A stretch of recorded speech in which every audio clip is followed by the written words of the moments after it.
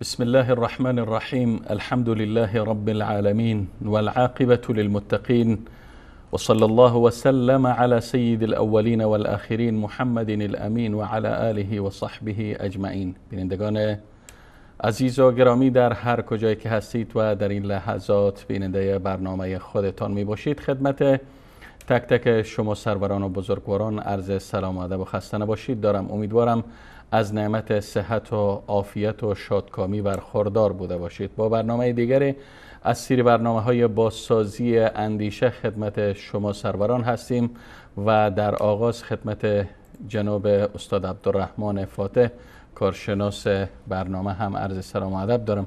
جناب استاد سلام علیکم، به برنامه خودتان خوش آمدید. علیکم السلام و رحمت الله و برکاته. بنده هم به خدمت شما استاد بزرگوار و تمام بینندگان عزیز در هر گوشه از دنیا که هستند عرض سلام و ادب دارم و در خدمت شما هستم. تشکر جناب استاد. خوب بینندگان عزیز و گرامی، صحبتمان در ارتباط و پاسخ به شبهات منکرین سنت و به صورت مشخص و دقیق پاسخ به آن عده کسانی که خود را متبعین قرآن و پیروان قرآن مینامند و مدعیان بیش نیستند، صحبت در این ارتباط همچنان ادامه دارد و برخی از شبهات را که این شبهه پراکنان و این شبهه پردازان مطرح میکنند در اینجا مطرح میکنیم و پاسخ و رد این شبهات را میشنویم. اما قبل از اینکه به شبهه پردازان بپردازیم، یکی از دلایلی که این شبهه پراکنان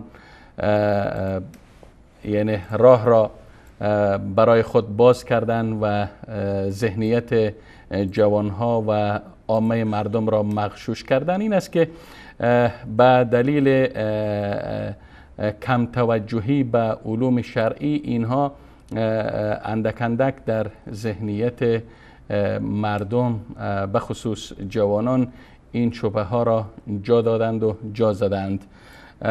اگر وقت فرد از افراد امت اسلامی مسلمان میشنوه شبهه را در ارتباط به سنت پیامبر صلی الله علیه و سلم، نباید بدون اینکه به رد این شبهه توجه کنه این شبهه را بپذیره. یعنی وقت شبهه را میشنوه، وقت شبهه را میخوانه، باید رد بر این شبهه را از طرف یکی از علما هم باید بخوانه و یا حتی بشنوه تا تصویر برش واضح و روشن شود و اینکه بدون رد بر شبهه فقط به جنبه شبهه توجه بکنه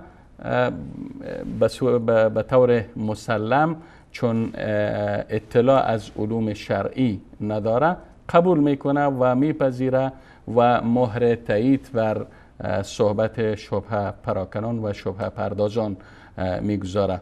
مثلا یکی از شبهاتی که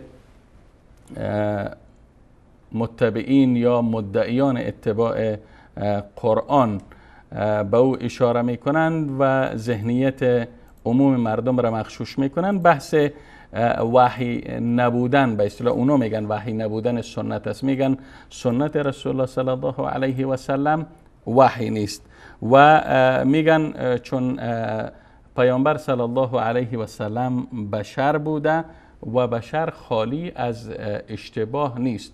بنابراین وحی ثابت است و وحی منزه از اشتباه است. پس وقت ما بیاییم سنت پیامبر صلی الله علیه و سلم به گفته اونها وحی بنامیم و از یک طرف دیگه بگیم که پیامبر صلی الله علیه و سلم بشر بوده، این دو موضوع با هم در تناقض قرار داره. جناب استاد عبدالرحمن فاتح، شما در این رابطه یا در رد بر این شبهه چی میگین؟ میگن پیامبر صلی الله علیه و سلم بشر بوده و بشر خالی از اشتباه نیست. پس نمیتونیم ما به آن افعال و تقریرات یا اقوالی که از طرف یک بشر صادر شده به او وحی بنامیم. بسم الله الرحمن الرحیم. جناب استاد، حقیقتا چنانچه شما اشاره کردین یک شبهه.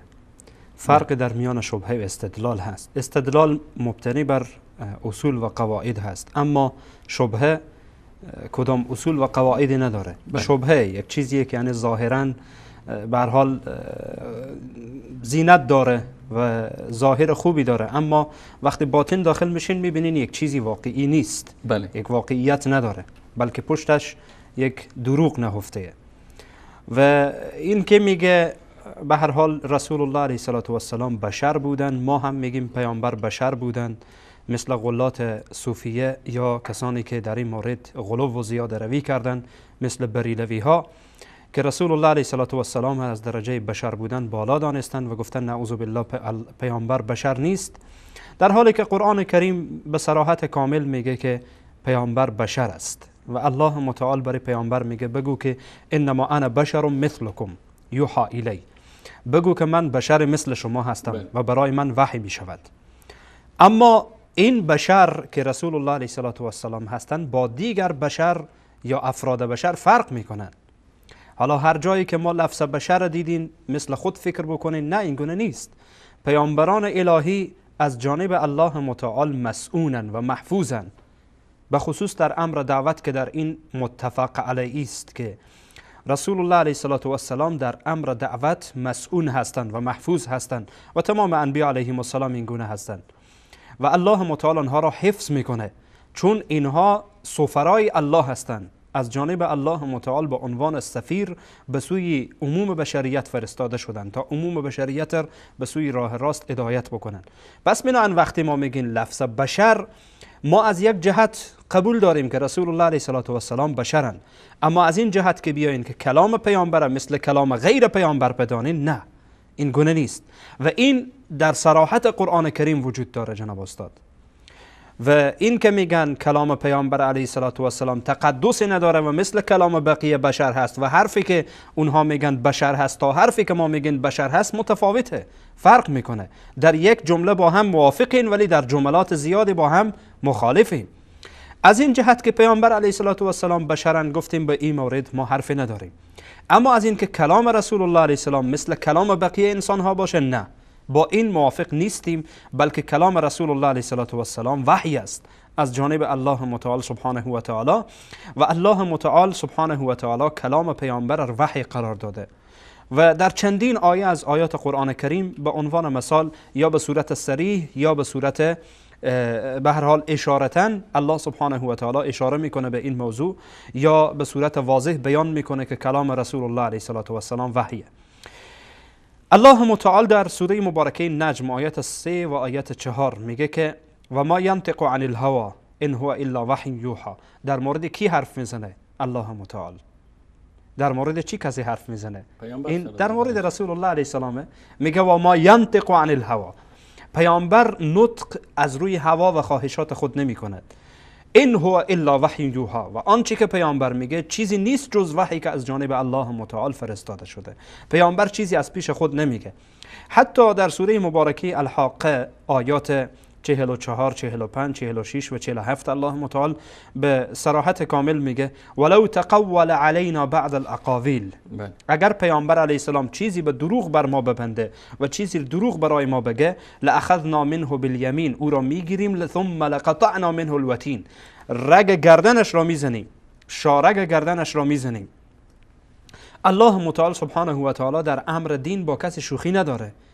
با کسی شوخی نداره. الله سبحانه و تعالی وقتی میگه که پیامبر باید کلام مرا برسانه و آنچی که من گفتم بگه، پیامبر علیه السلام مجبور بودن که آنچی را بگن که الله متعال گفته. چیزی از پیش خود پیامبر علیه السلام نمیگفتن.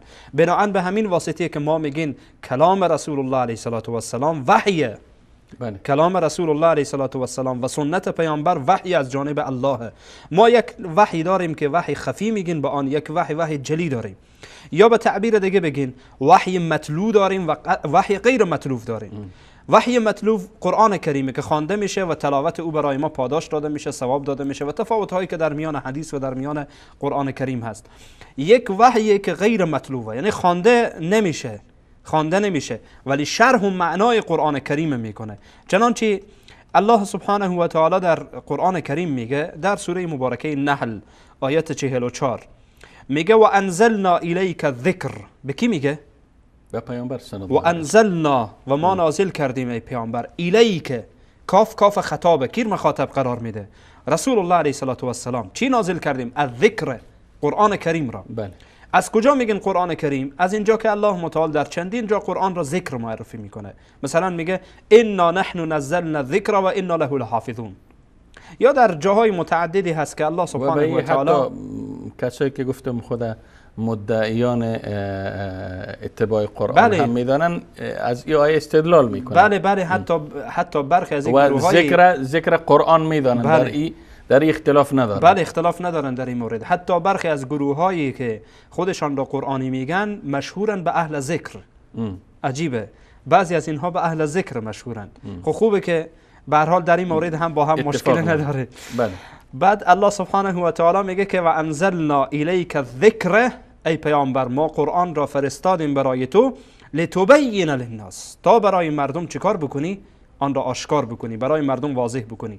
ما نزل الیهم، آنچه که نازل کرده شده به سوی مردم. ولعلهم یتفکرون، و شاید که اینها تفکر بکنن در این مورد. و آنچه که در حقیقت در اینجا نشان میده که این وحی از جانب الله سبحانه و تعالی است، اینه که الله متعال سبحانه و تعالی میآید تبیین و آشکار کردن رسول الله علیه السلام قرآن را وظیفه پیامبر میدانه و میگه تو قرآن رو برای مردم آشکار کن. و این آشکار کردن قرآن کریم توسط پیامبر با چی میشه؟ در زمان رسول الله علیه السلام با کلام پیامبر علیه السلام. بعد از وفات پیامبر ما چه کار بکنیم؟ بعد از وفات پیامبر با کجا مراجعه بکنیم که برای ما قرآن واضح بشه؟ لابد باید به سنت پیامبر علیه السلام مراجعه بکنیم و سنت پیامبر علیه السلام مبین و مفسر قرآن کریمه. بناهن مادامی که جناب استاد قرآن کریم تفسیرش با سنت پیامبر بشه و وضاحتش با سخن پیامبر بشه و با کلام پیامبر و با سنت رسول الله صلی الله علیه و سلم بشه، باید جایگاه وحی بگیره. و همچنان مسئول و محفوظ باشه و همچنان وحی باشه. این یک امر حتمی است. بله. امر لابدی است. به خاطر این حرف را میزنم جناب استاد که برخی از اینها میآیند میگن که شما مشرکین. علتش مشرک بودن شما اینه که کلام پیامبر چسباندین به کلام خدا. نه، ما کلام پیامبر به کلام الله نمیچسبانیم که آن را اضافه بکنیم، بلکه جزئی از کلام الله میدانیم. چون پیامبر علیه السلام سفیرن از جانب الله و سفیر چیزی نمیگوید از پیش خود. بله. سفیر چیزی از پیش خود نمیگوید مگر آنچه که به او دستور داده میشه. بنابراین کلام رسول الله علیه السلام وحی و از جانب الله سبحانه و تعالی برای پیامبر فرستاده شده. و همچنین خوبه که به یک آیه دیگه هم اشاره بکنیم. الله متعال در سوره مبارکه حشر آیت 7 میگه که و ما آتاکم الرسول فخذوه، و ما آتاکم، و آنچی که آورده پیامبر برای شما فخذوه، آن را بگیرید، محکم بگیرید. و ما نهاکم عنه فانتهوا، و آنچی که پیامبر علیه السلام شما را از آن منع کرده خودتان را باز دارید. حالا حرف در اینجاست جناب استاد که کلمه مایی که در اول این آیه مبارکه آمده در دو جا، و هم در ما آتاکم الرسول و هم و ما نهاکم، کلمه ما کلمه عمومه، افاده عموم میکنه جناب استاد. از نظر یعنی هر علم لغت افاده عموم میکنه و از نظر معانی کلمات قرآنی که خاص در این مورد نوشته شده، یا به تعبیر دیگه بگیم در اصول آنچه که نوشته شده که حقیقتا برگرفته از لغت و از زبان عربی هست، نشان میده که ما کلمه عمومه، ما آتاکم الرسول، هر چی که پیامبر آورده بدون استثناء، آنچه پیامبر آورده آن را بگیرید. این آیه قرآن کریم هم دلالت صریحی بر این داره که رسول الله علیه السلام کلامی از پیش خود نمیگویند و آنچه میگویند جزء وحیه و باید گرفته بشه و وجوبه که با آن انسان عمل بکنه و آن را بگیره. تشکر استاد فاتح گرامی. البته با توجه به که ایشت آخرین قسمت در ارتباط و رد بر شبهات مدعیان اتباع قرآن باشم، میخواستم چند شبهه عمده که اینا مطرح کردن او را مطرح کنم تا اگر لبس یا شک یا شبهه در ذهن بیننده باشه مرفوع شود. با توجه به که شما گفتین و ما آتاکم الرسول فخذوه و ما نهاکم عنه فانتهوا، هر آنچه که پیامبر برای شما آورده او را بگیرین، یعنی به او عمل کنین و از آنچه که شما را نهی کرده، منع کرده، از او دوری بجوین. خب اینها میگن استدلال میکنن. خب اگر گفتم وقت بیننده، وقت کسی که شبهه اینا را میشنوه ذهنش مغشوش میشه. اینا به عنوان مثال یکی از شبهاتی که در ارتباط به انکار وحی از طرف از اینا باز هم مطرح میشه برای تایید کلامشان، برای تایید شبهشان است که میگن در ارتباط به پیوند زدن نخل که یک حدیث مشهور است، پیوند زدن، که میگن اگر این وحی می بود این مشوره رسول الله صلی الله علیه و سلم یا دستوری که دادند این درست می برآمد. میگن اتکا میکنن به همین شبهه، میگن این وحی نیست. در این رابطه به خاطر اینکه ذهن بیننده روشن شود واقعا. جناب استاد حقیقتا این روایتی که شما اشاره کردین در صحیح مسلم هست، حدیث شماره 2362. اما آنچه که از این حدیث اول حدیث را بخوانیم، متاسفانه یک امری که حقیقتا من بسیار متعجبم در میان فرق باطل، چی از این گروه قرآنیون باشه، چی از این بدبختای دیگری که باشن یا روافض باشن، صفت بدی که اینها دارن اینه که قطع و برید میکنن. یعنی قسمتی از روایت میاره میخوانه ولی قسمت دیگر رو نمیخوانه. آنچه که مورد هدفش هست آن را میگیره ولی قسمتی که باید گفته بشه آن را نمیگه. یعنی قسمتی که ارتباط داره و از سیاق اصلیش خارج میکنه. بله، و این از دو حالت خالی نیست. یا اینه که این فرد نمیفهمه، یک قسمت برای او رسیده که همان مستشرقین اینها را جمع کردن در کتب خود و این فرد آمده از همین قسمت میگیره، ها والله در حدیث این گونه آمده و به هر حال حدیث حجت نیست و فلان است و فلان است. یا اینه که این فرد مریض القلب، مشکل داره. و الا که جناب استاد انسان باید در هر مورد انصاف مراعات بکنه، حتی با دشمن خود. الله سبحانه و تعالی میگه که ولا یجرمنکم شنآن قوم علی الا تعدلوا، باعث نشه که شما را نکشانه دشمنی با یک کس که در مورد او عدالت نکنید. عدالت کنید حتی در مورد دشمن خود. حتی اگر ما را دشمن خود هم میدانید، حداقل انصاف کنید، انصاف داشته باشید کمی و یک قسمت که میخوانید قسمت دیگر را بخوانید تا مسلمان ها از شر شما در امان بشن و خیلی راحته. ببین به خاطر از اینکه جناب استاد امی واضح شود که قبل یه حدیث یا ما بعد یه حدیث یا این حدیث در کجا روایت شده یا در کدام مسئله گفته شده. جناب استاد اجازه بدین که این حدیث از اول تا به اخیر به صورت واضح آشکار به خدمت بینندگان عزیز عرض بکنم. اول حدیث چنانچه شما گفتین، رسول الله علیه السلام برای برخی از صحابه مشوره دادن که شما این درختها را پیوند نکنید یا همان مسئله تلقیح انجام نشه. خب این کار انجام ندادن. در این سال خرما درست به دست نداد، یعنی واقعا خرمای درستی به دست نیامد و این ادعا آمدن گفتن یا رسول الله شما این حرف زدین ولی ما این کار انجام ندادین، ولی امسال خرمای درست ما به دست نیاوردیم، محصول خوبی به دست ما نیامد. رسول الله علیه السلام چی گفتن؟ تا این قسمت میارن، تا این قسمت میارن، ولی قسمت بعدی رسول الله علیه السلام در ادامه چی میگن؟ میگن انما انا بشر، جز این نیست که من بشری هستم. تا اینجا خب میارن، این خیلی خوب به نفعشانه. از این به بعد پیامبر میگن اذا امرتکم بشیء من دینکم فخذوا به، آنچه که از دین شما برای شما میگم فخذوا به، آن را محکم بگیرید. از دین مادامی که از دین و از تشریع برای شما دستوری میدم رو بگیرین. و اذا امرتکم بشیء من رأیی، وقتی چیزی از رأی و نظر و شخصی خودم میگم، فانما انا بشر، در این مورد من مثل شما هستم. نظریات فرق میکنه. یعنی اینجا آمدن توضیح دادن که در امر دین شما لابد باید از من پیروی کنید. و به خصوص در این مسئله، در مسئله پیوند یا تلقیح گفتن. حالا در مسائلی که به هر حال در اونها گنجایش رأی و نظر هست، رسول الله علیه السلام حرفی ندارن جناب استاد. ما میگن اعمال و گفتار رسول الله علیه السلام علما به چند دسته تقسیم میکنن. این یک مشکلی که برخیا این تقسیم بندی ها را متاسفانه نمیفهمند. یک قسمت تشریعیه. رسول الله علیه السلام وقتی عمل انجام میدن، فعل پیامبر علیه السلام انجام میدن، یا ای که از روی تعبد انجام میدن، یا از روی امر جبیلی یا امری که به هر حال خلقتی انجام میدن، یا که رسول الله علیه السلام از روی رأی و نظر خود، از روی رأی و نظر شخصی خود یک حرفی میزنن، اینها احکامش با هم فرق میکنه. دقیقاً این حدیث این تقسیم بندی را برای ما نشان میده. مادامی که رسول الله علیه السلام میآیند در امور دین حرفی میزنن و ربطی به دین داره، لابد باید از رسول الله علیه السلام پیروی کرد. اما در مسائل رأی و نظر که گنجایش داره که انسان رأی و نظر بده، در مسائل عمومی رسول الله علیه السلام مثل دیگر انسان ها بشری هستند و رأی و نظر میدن. میتونه که رأی و نظر اینا رد بشه، میتونه که رأی و نظر اینا تایید بشه. پس بنابراین ادامه حدیث جناب استاد واضح میکنه که رسول الله علیه السلام به صورت مطلق میگن انما انا بشر، من مثل شما بشری هستم، فقط اگه قرآن گفتم پیروی کنین، اگه نگفتم دیگه هیچی برفم نکنین. یعنی اینجا مقید میکنن. اذا امرت پیامبر علیه السلام میگن اذا امرتکم بشیء من دینکم فخذوا به، هر وقتی که شما را به دین شما امر دادم و دستور دینی و تشریعی برای شما دادم، فخذوا به.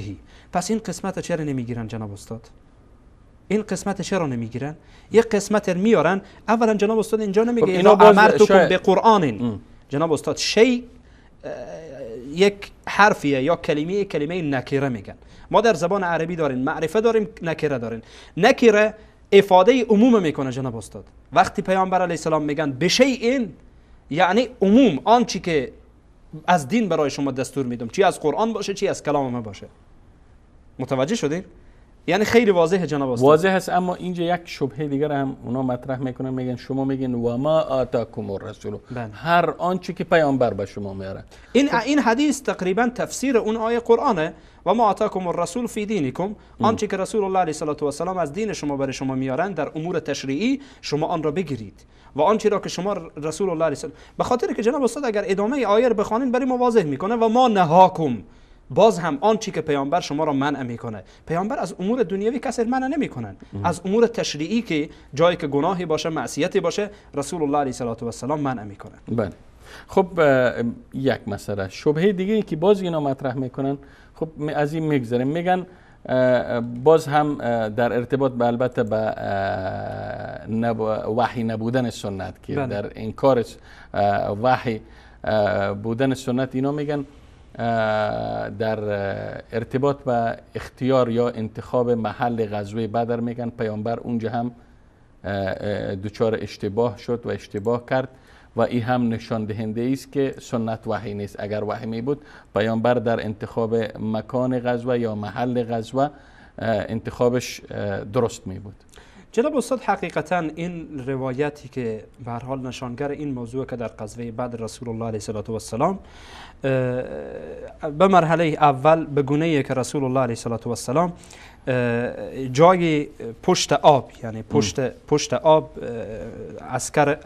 معسکر مسلمان ها یا همان لشکر مسلمان ها رو اونجا متوقف میکنن.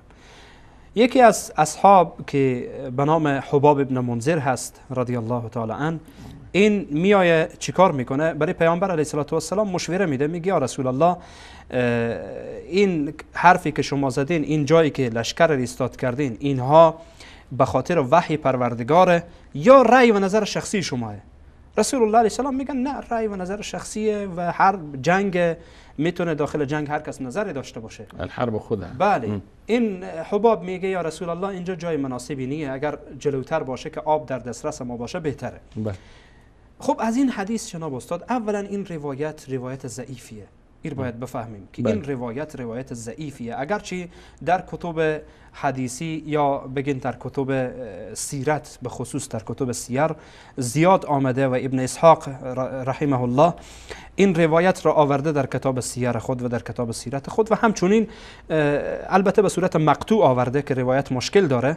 روایت مشکل داره ابن اسحاق که میاره، ولی روایت دیگری امام حاکم نیشابوری رحمه الله در مستدرک حاکم، در مستدرک علی الصحیحین حدیثی میاره و روایتی میاره که او به صورت موصول میاره، یعنی حدیث قطع نداره، انقطاع سندی نداره. ولی با آن هم امام ذهبی رحمه الله، شما میدانین که شاید برخی از بیننده ها هم بفهمن به این موضوع که امام ابو عبدالله حاکم نیشابوری رحمه الله در کتاب المستدرک نوشت، ولی قبل از اینکه کتاب تنقیح بکنه، قبل از اینکه کتاب بیه بررسی و پالایش بکنه، از دنیا رفت.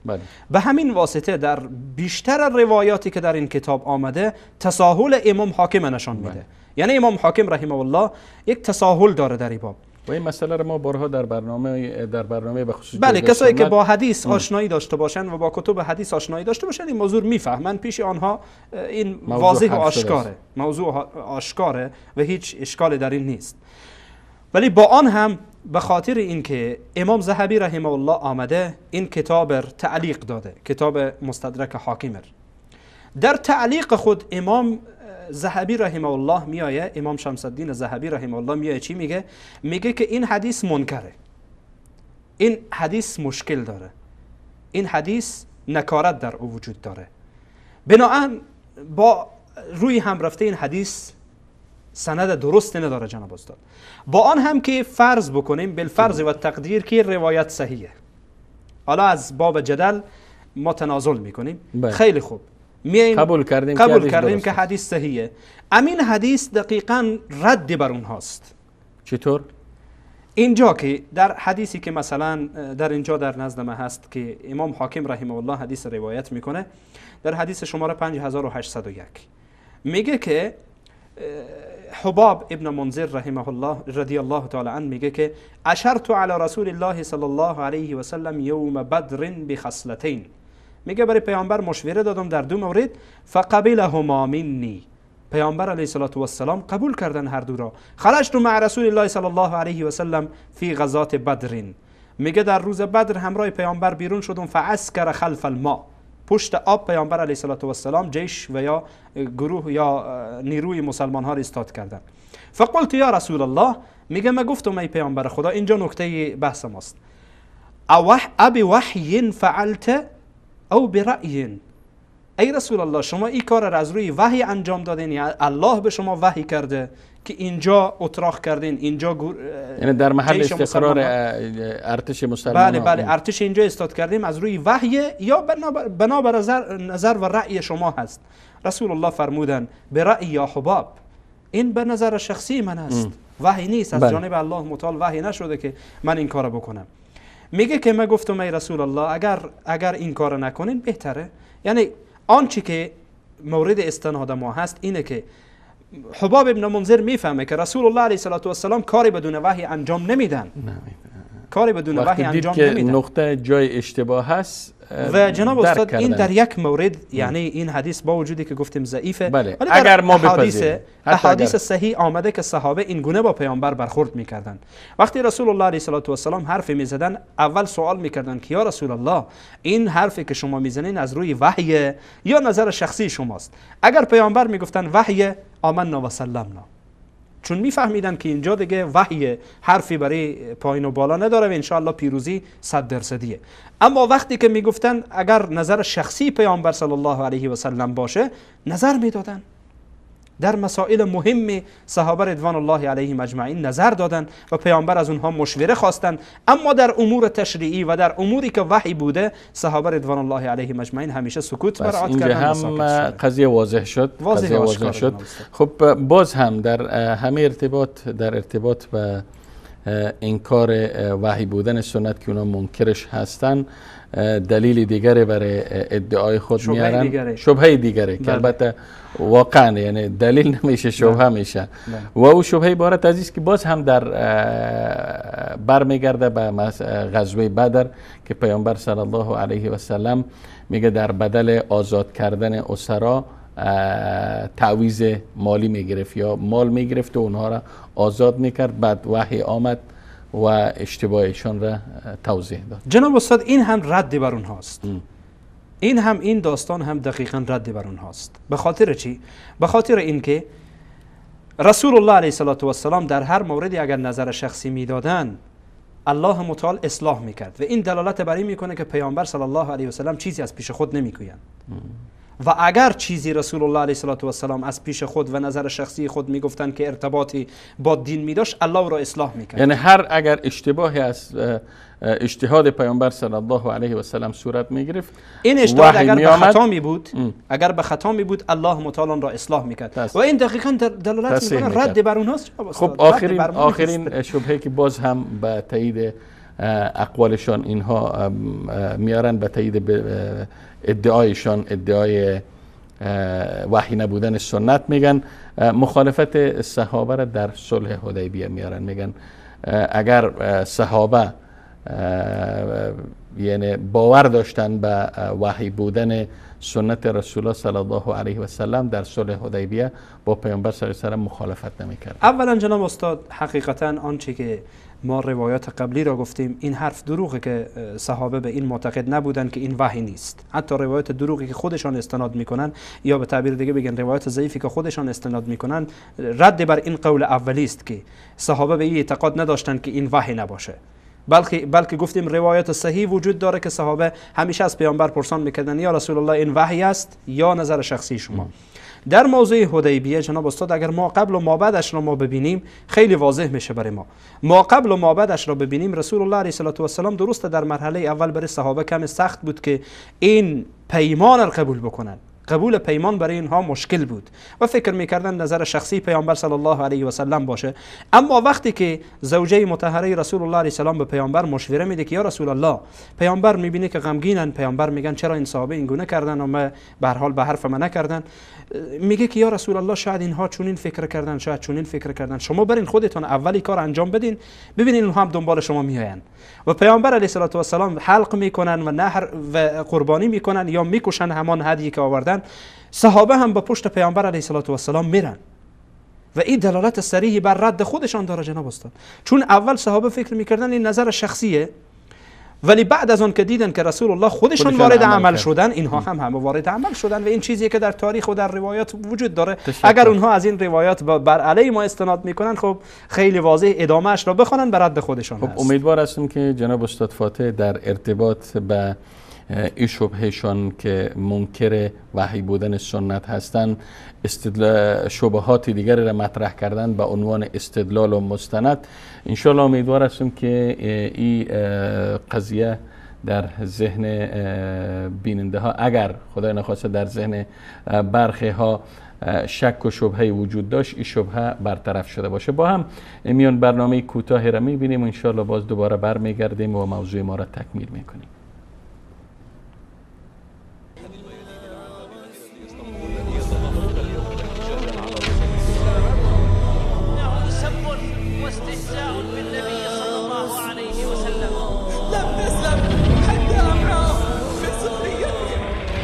تعرفون من هو النبي محمد صلى الله عليه وسلم؟ وهل تعلمون لماذا يحبه العالم؟ ما الذي جعل جذع الشجر يحن ويبكي على فراقه صلى الله عليه وسلم؟ الذي جعل هذا الجبل الساكن يهتز ضربا حين وقف عليه؟ إنه نبي الرحمة. ستسألون عن ذلك الحب الذي ملك القلوب. ويا من تحاولون الإساءة لنبينا الكريم، تعالوا واقرأوا سنته واسمعوا كلامه. نحبك يا رسول الله ونفديك بأرواحنا. وكيف لا نحبه وهو نبي الإنسان يحزن لحزن طفل مات عصفوره. ستعلمون حقا أنه ما بعث إلا رحمة لكم.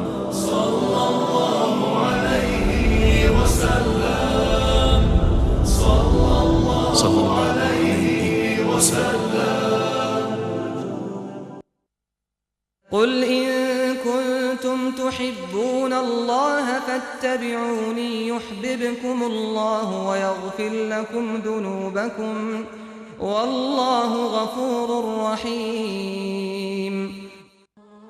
بگو اگر واقعا الله را دوست دارید از من پیروی کنید تا الله شما را دوست بدارد و گناهانتان را بیامرزد و الله آمرزنده و مهربان است.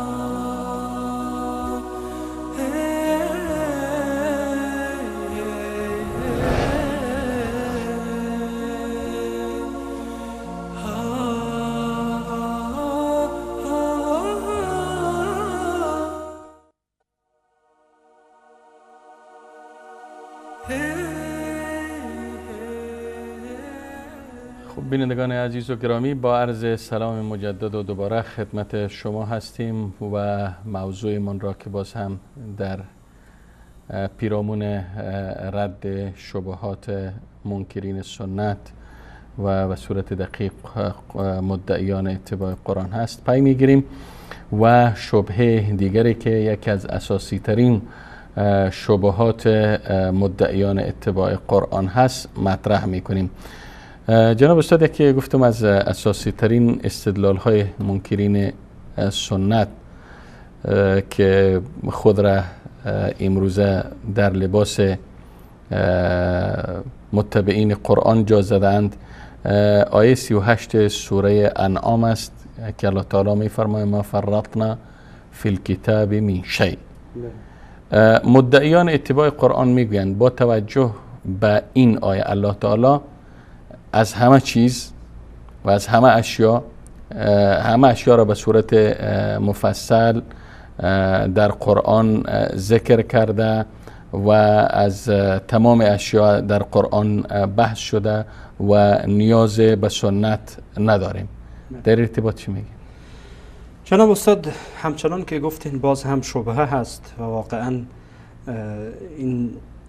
اینها وقتی که از هر دروازه در میمانند مثل تمام گروه های باطل به هر در خودشان را میزنند، به هر در میزنند که تا یک راهی برای بیرون رفت خود پیدا بکنند. حالا مشکل در اینه که بعضی از اینها جناب استاد به دنبال این نیستند که بفهمند، حتی قرآن کریم را به خاطر فهم تلاوت نمی کنند، بلکه به خاطر این تلاوت می کنند که یک شبهه پیدا کنند و بر علیه مسلمان ها از آن استفاده کنند. و این مشکل جناب استاد. انسان هر کتابی، حتی قرآن کریم، سنت پیامبر، هر چیز دیگری که با دید بد مطالعه بکنه، با دید این مطالعه بکنه که کدام جایش را بگیره، این به حق نمیرسه جناب استاد و نمیفهمه، عقلش کار نمیکنه. یعنی همانجا خوب تمرکز میکنه ولی ما بعد و ما قبل یادش میره. این مشکله. یا مثلا لابلای قرآن یا لابلای یک کتاب رو باز میکنه، یک قسمت میخونه، میگه والله اینجا چیز خوبی یافتم. حالا ای که چی یافته ما قبل و ما بعدش این مهم نیه. خب میگن ما فرطنا فی الکتاب، کتاب هم میگن قرآن است و قرآن میگه که ما هیچ چیز مهمل نگذاشتیم. میگه اولا این الله متعال میگه ما فرطنا فی الکتاب من شیء، ما هیچ چیزی را در کتاب ترک نکردیم، هیچ چیزی را بدون پاسخ نگذاشتیم، هر چی در او بیان کردیم. حالا این که الکتاب در اینجا چی هست این مهمه جناب استاد. بله. الکتاب در اینجا منظور قرآن کریم نیست، الکتاب در اینجا منظور لوح محفوظه. این به اتفاق اکثر، یعنی بگین به اتفاق اکثر، یا خب اینا در این نقطه هم اتفاق نظر ندارن، میگن مثل که گذشته ها سلف امت حق داشتن که تفسیر کنن ما هم حق داریم تفسیر کنیم. نه برداشت جناب خاص استاد از خود را فهوای کلام فهمیده میشه. اگر ما قبل آیه بخوانین الله میگه و ما من دابة فی الارض ولا طائر یطیر بجناحیه الا امم امثالکم. الله سبحانه و تعالی میگه هیچ جنبنده در روی زمین نیست ولا طائر یطیر بجناحی و هیچ پرواز کننده نیست که با دو بال خود میپرد الا امم امثالکم، مگر اینکه افراد و امثال و اممی و گروهی مثل شما هستند. ما فرطنا فی الکتاب من شیء. متوجه باشین که شما هم مثل اونها امتین و اونها مثل شما امتن، ولی شما مورد سوال قرار میگیرین و هر چیزی در کتاب لوح محفوظ نوشته و باید شما جواب بدین. بعد در ادامه الله چی میگه؟ ادامه آیه بخوانید ثم الی ربهم یحشرون. بعد همه به سوی الله متعال محشور میشن. یعنی شما انسان ها متوجه باشین که در لوح محفوظ همه چیز نوشته هست و تقدیر شما در اونجا نوشته هست. مواظب عملکرد خود باشید، شما هم محشور میشید روزی و باید جواب بدید. آیا هر کسی حق داره قرآن تفسیر کنه؟ جناب استاد اصلا این حقی که خب یک فردی که از آیات قرآن کریم یک گوشه بگیره گوشه دیگر نگیره، نه همچون کسی حق نداره که قرآن کریم تفسیر بکنه، بلکه تفسیر قرآن کریم احیانا تفسیر قرآن به خود قرآن میشه، احیانا تفسیر قرآن کریم با کلام پیامبر میشه، چنانچه قرآن به این مورد تاکید میکنه. و این مراحل تفسیر جناب استاد، این تفسیری که از عقل خود یک چیزی بندازی بیرون، اصلا فهوای کلام نفهمی که اول چیه آخر چیه، از وسط بگیری یک تفسیری از شکم خود بندازی بیرون، نه دیگه این تفسیر حقیقتا تفسیر درست و تفسیر عقلانی نیست، یعنی من درآوردی میشه. و حالا جناب استاد بیاین بالفرض و تقدیر همین منظور کتاب باشه، همین بیاین تقدیر بکنیم که کتاب است، اگر چی گفتیم این نیست، منظور از کتاب در اینجا لوح محفوظه. از کجا میفهمین؟ اولا مفسرین به این نظرن، ثانیا مفسرین قبول نداری. خیلی خوب، از فهوای کلام اول آیه و اخیر آیه دلالت صریحی بر این داره که منظور لوح محفوظه و هیچ دلالتی بر این نداره که قرآن کریم باشه. حالا بیاین فرض بکنیم قرآن کریمه، فرض بکنیم که قرآن کریمه، تنازل میکنیم در این باب. باز هم میگم که قبول نداریم، تنازل میکنین از باب از اینکه به هر حال فرد بفهمه متوجه بشه. قبول بکنیم که این منظور قرآن کریمه، خیلی خوب، قرآن کریم بله بدون شک به صورت اجمال همه چیز رو بیان کرده، اما تفصیلش رو از کجا بگیرین؟ آیات دیگر قرآن واضح میکنه که تفصیل آیات قرآن و تبیین آیات قرآن و تفسیر آیات قرآن را از پیامبر بگیریم. مثل که آیت 44 سوره مبارکه نحل به خدمت شما تلاوت کردم که باز هم تلاوت میکنم و انزلنا الیک الذکر لتبین للناس ما نزل الیهم. برای پیامبر میگه پیامبر تو برای مردم تشریح بکن و برای مردم تفسیر بکن. و الله متعال سبحانه و تعالی در همین قرآن که ما فرطنا فی الکتاب من شیء، حالا بیاین همین به تعبیر اونها، همین الله در قرآن چی میگه؟ فلا وربک لا یؤمنون حتی یحکموک فیما شجر بینهم. نکته خیلی مهم است جناب استاد، این اشاره برای پیامبر، الله قسم میکنه میگه فلا وربک، به پروردگارت قسم، لا یؤمنون، اینها ایمان ندارن، حتی یحکموک، این کاف خطابه، به کی خطاب میکنه؟ پیامبره، تا اینکه تو را حکم قرار ندن، فیما شجر بینهم، در آن چی که در میانشان اختلاف افتاده، ثم لا یجدوا فی انفسهم حرجا مما قضیت. باز هم تا خطاب مخاطب کی قرار میده؟ رسول الله علیه السلام، که در قلب خود اینها چیزی حس نکنن، به آن چی که بدی حس نکنن، تنگی حس نکنن در آن چی که تو ای پیامبر قضاوت کردی. ثم لا یجدوا فی انفسهم حرجا مما قضیت و یسلموا تسلیما، و در برابر امر و دستور تو ای پیامبر صلی الله علیه و سلم تسلیم بشن. و همین الله میاد در قرآن چی میگه؟ همون قرآنی که اینها میگن ما فرطنا فی الکتاب، بله، و ما کان لمؤمن ولا مؤمنة اذا قضى الله ورسوله امرا ان یکون لهم الخیرة من امرهم. همین الله میاد در قرآن چی میگه؟ میگه و ما آتاکم الرسول فخذوه و ما نهاکم عنه فانتهوا. همین اللهی که در قرآنی که میگن ما فرطنا فی الکتاب من شیء، حالا تعبیر بکنید به هر حال که حرف اونهاست، الله میگه من یطع الرسول فقد اطاع الله. همین الله میگه فان تنازعتم فی شیء فردوه الی الله والرسول. و آیات قرآن کریم، یعنی ما گویایی که در اینجا با اینها در حالت چی هستیم؟ منازعه هستیم، یعنی اختلاف داریم که معنای الکتاب اینجا چی است. پس برمیگردیم به سنت پیامبر صلی الله علیه و سلم، بفرموده و به دستور آیات قرآن کریم. جناب استاد از هر جهتی که برین، گروه باطل این گونه که این یعنی دور و بر خود فکر نمیکنن، اگر از هر جهتی خواسته باشین شما بر اونها هجوم بکنین، اینها راهی برای بازگشت ندارن، در همونجا باقی میمانند. یعنی از راه قبول کردن شما، تعبیر شما، عقیده شما هم خواسته باشین پیش برین، اینها بند میمانند. اگر بر اساس عقیده خودشان هم حرکت بکنین میبینین دوچار تناقض میشن، باز هم میبینین راه به سویشان بند میشه. خب استاد، با ذکر ما فرطنا فی الکتاب من شیء، باز اینا استدلال میکنن که شما یعنی کسایی که واقعا متبعین سنت هستند و سنت رسول الله صلی الله علیه و سلم پیروی میکنن و سنت منبع و مصدر دوم تشریع اسلام میدانن، میگن شما دایم خب حالا که شما گفتین که یعنی مفسر کی است باید که تفسیر کنه، باید تنها پیامبر سرم تفسیر کنه، اینا باز با یک آیه دیگه استدلال میکنن که الله تعالی میگن میفرمایه ولقد یسرنا القرآن للذکر فهل من مدکر. به این آیه استدلال میکنن، میگن که قرآن کتاب جامع است و به تصریح خود ای آیه یسرنا القرآن للذکر فهل من مدکر، فهم قرآن و درک قرآن برای همه میسور است و نیاز به سنت نیست. جناب استاد این از دو حال خالی نیه. یکی اینه که اینها باید قبول بکنن که نعوذ بالله قبول بکنن که آیاتی که در اتباع از پیامبر علیه السلام آمده اینها رو باید انکار بکنن، که اگر انکار کنن که کافر میشن، بدون شک در کفرشان شک و تردیدی وجود نداره. حتی کلمه از قرآن کسی انکار بکنه کافره و در این شک وجود نداره و اینها این جرأت نمیکنن. من میدانم که این جرأت نمیکنن و اگر اینها این جرأت نمیکنن، پس این آیاتی که ما قبلا تلاوت کردیم معنای اینها چیست؟ وقتی الله میاد در همین قرآن، ما هم به اونها میگین خیلی خوب جناب عالی، شما که میگید ولقد یسرنا القرآن للذکر فهل من مدکر، ما هم با شما موافقیم. قرآن کریم الله متعال برای فهم آسان آفریده و آسان الله متعال آسان گفته خیلی آسانه، آسان فرستاده آن را برای شما. خب بیاین همین آسانی آیاتی که در مورد اتباع پیامبر علیه السلام، چرا شما این را نمیفهمین؟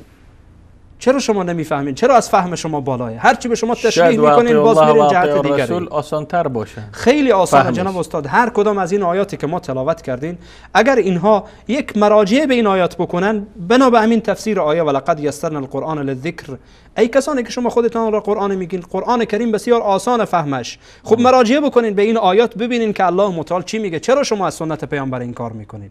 و این دقیقاً جناب استاد باز هم بر حد خودشان هست. ما گفتیم که از دو حال باید یک قبول بکنن، یا اینکه نعوذ بالله بگن که این آیات منسوخه، یا این آیات اصلا انکار بکنن، آیاتی وجود نداره، یا بگن در زمان پیامبر اینها در زمان زندگی پیامبر بوده، مثل که برخی از این گستاخ ها میگن، حتی از بزرگان اینها این حرف رو متاسفانه میزنن. فکر میکنم همان غلام احمد پرویز باشه، من این حرف رو دیدم در یکی از کتاب‌هایی که میزنه، میگه که این در زمان پیامبر بوده، این آیات در زمان پیامبره. همین اختصاص در زمان رسول الله علیه السلام از کجا تو آوردی؟ مگر الله سبحانه و تعالی نمیگه که و ما برای پیامبر صلی الله علیه و سلم میگه که ما ای پیامبر تو را فرستادیم به سوی کافه مردم، یا الله سبحانه و تعالی میگه که ای پیامبر بگو برای مردم که یا ایها الناس انی رسول الله الیکم جمیعا. اگر قرار باشه که قرآن کریم مفسرش پیامبر صلی الله علیه و سلم فقط در زمان حیات خود باشن، پس این قرآن کریم ناقص میشه. این لفظ جمیعا این الفاظ برای چیه؟ اینها تا اینه که تا آخر الزمان، یا ای که مثل قادیانی ها قبول بکنین، قادیانی ها قبول بکنن که نعوذ بالله پیامبر آخرین پیامبر نبوده، بلکه غلام احمد قادیانی آخرین پیامبره، یا خودشان از خود پیامبر بتراشن و بگن که به هر حال این پیامبره و قرآن میتونه که تفسیر بکنه. و الا ای که آنچه که الله سبحانه و تعالی در مورد پیامبر میگه، قرآن کریم برای پیامبر میگه تو تفسیر بکن، میگه که نه این در زمان حیات رسول الله است. این چه حرف مسخره، حرف مضحکیه. یا این که باید قبول نکنی که پیامبر به سوی عموم مردم فرستاده شدن، نعوذ بالله، که این کفره. و یا این که به هر حال قبول بکنی که پیامبر علیه السلام همچنان که قولشان در زمان حیاتشان مورد قبول هست و باید قبول بشه، بعد از وفات رسول الله علیه السلام هم باید به آن اعتنا بشه و به آن توجه بشه. و قول رسول الله علیه السلام که همان حدیث پیامبر علیه السلام هست، حجت و دلیله. خب جناب استاد، به یکی از شبه های دیگری از اینو میپردازیم که شاید در دو برنامه گذشته به صورت سریع به او اشاره شد و او بحث انکار اخبار آحاد است. منکرین سنت میگن البته ادعای از اوناست، سخنی از اوناست، حرفی اوناست، حرف من است. میگن احادیث آحاد بنا به تصریح خود محدثین زن نیست، یعنی گمان، ظن، و پیروی از گمان یا از زن، الظن که نشه از زن به تصریح خود قرآن که میفرماید این یتبعون الا الظن و ان الظن لا یغنی من الحق شیئا، ممنوع است. میگه خداوند خودش از اتباع گمان، از پیروی گمان منع کرده. ما چطور بیم اخبار آحاد بفرستیم؟ اولی که میشه که اخبار آحاد یا احادیث آحاد شرح بدین که آیا احادیث آحاد فقط به این معناست که یک فرد او را روایت کرده یا چی؟ جناب استاد، اولا یک تقسیم بندی در میان اخبار رسول الله علیه السلام یا احادیث پیامبر به صورت کوتاه بکنید. تقسیم بندی که برخی از علما کرده اند، میگن خبر متواتره یا حدیث متواتره. بله، حدیث متواتره که میگن به اندازه افرادی که این حدیث را روایت میکنن به اندازه باشن که عقل اگر خواسته باشه آنها را دروغ بپنداره، محال بپنداره این را. یعنی عقل نتوانه که بگه اینها همه دروغ میگن، این را محال بدانه، از بس زیاد باشن، از بس زیاد باشن. این حدیث رو میگن حدیث متواتر.